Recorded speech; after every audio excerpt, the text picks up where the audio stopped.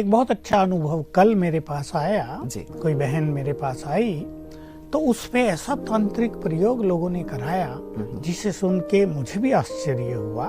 3 बार मारक मंत्र का उस पर प्रयोग किया। मारक मंत्र को मूठ कहते हैं लोग, और इससे कोई भी बच नहीं पाता। अगर बच जाए तो ये मूठ सीधी मारने वाले पे चली जाती है, मतलब खाली नहीं जाती। 3 बार कराया। तीसरी बार उसे हुआ कोई उसका गला दबा रहा और सेकंड में वो समाप्त हो गया। उसको कोई हानि नहीं हुई। तो जो कराने वाले थे वो पड़ोस के ही थे लोग जो उनसे चिढ़ते थे।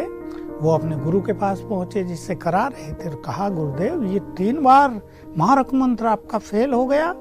उसने कहा भाई मैं कुछ नहीं कर सकता, उसकी सुरक्षा तो कोई बड़ी शक्ति कर रही है। मुझे उसके चारों ओर कोई सफेद व्यक्ति घूमता हुआ नजर आता है, मैं कुछ नहीं कर पाया हूँ। हम समझ गए परमात्म शक्ति उसके साथ काम कर रही थी।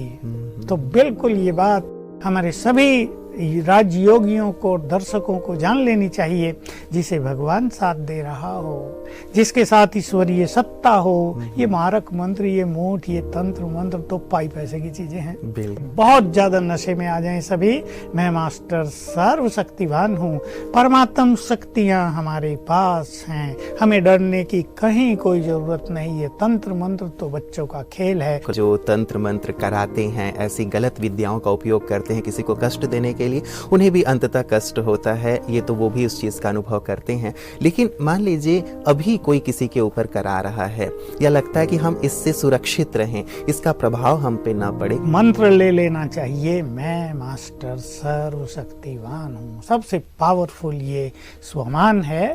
इसको हम मंत्र भी नहीं कहेंगे, ये एक स्मृति है। और इस स्मृति के बल से हमारे चारों ओर एक पावरफुल ऑरा बन जाता है, एक पावरफुल आभा मंडल बन जाता है। और जितना ये शक्तिशाली आभा मंडल हम बनाएंगे उतना ही ये बाहर की शक्तियां इससे टकराकर नष्ट हो जाएंगी या वापस चल जाएंगी। इसलिए रोज सवेरे 1 बार 7 बार ये अभ्यास करके मैं मास्टर सर्वशक्तिवान हूँ देखना चाहिए, विजुअलाइज करना चाहिए। मेरे चारों ओर एक शक्तिशाली शक्तियों का घेरा बन गया है, मैं इसमें पूर्णतया सुरक्षित हूँ। बिल्कुल। अच्छा ब्रता जी, जिनके ऊपर ये प्रभाव हो गया है, मान लीजिए अब वो लोग तो कुछ नहीं कर पाते हैं क्योंकि वो एक प्रकार से परवश हो जाते हैं। अब उनके घर वाले या उनके परिजन इस बात से चिंतित रहते हैं कि कैसे इन्हें ठीक किया जाए, तो क्या उनके लिए भी कुछ किया जा सकता है? उनके लिए भी दूसरे लोग भी योग अभ्यास कर सकते हैं। उन्हें चार्ज किया हुआ पानी पिला सकते हैं, और वो भी अगर करें मैं मास्टर सर्वशक्तिवान हूँ, कुछ दिन 108 बार रोज इसका अभ्यास कर लें तो वो असर समाप्त हो जाए। मनुष्य सारा जीवन मानसिक उद्गारों के वश होकर अहंकार में अयथार्थ जीवन जीता है, और जब जब उसकी आत्मा ईश्वरीय संकेतों को प्रकट करती है, उनकी अनदेखी करते हुए इंद्रिय सुखों को प्राथमिकता देता है। जब तक उसे अपने आत्मिक स्वरूप का, कार्य प्रणाली का आध्यात्मिक ज्ञान प्राप्त नहीं होता है, वह छलावे का जीवन जीता रहता है। छलावा भी किसी अन्य से नहीं बल्कि स्वयं का स्वयं से वो छलावा करता है। जीवन में कभी कभार उसे आध्यात्मिक ज्ञान प्राप्त करने का अवसर मिलता है, परंतु अहंकार और तामझाम में फंसा उसका मन इस अवसर को गवा देता है।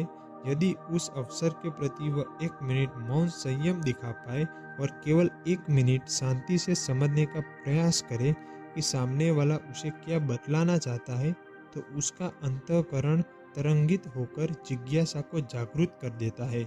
जिज्ञासा ज्ञान प्राप्ति का पहला कदम है, परंतु ऐसा कुछ भाग्यशाली मनुष्यों के साथ ही हो पाता है, और उसमें मौन मदद करता है बहुत ज्यादा।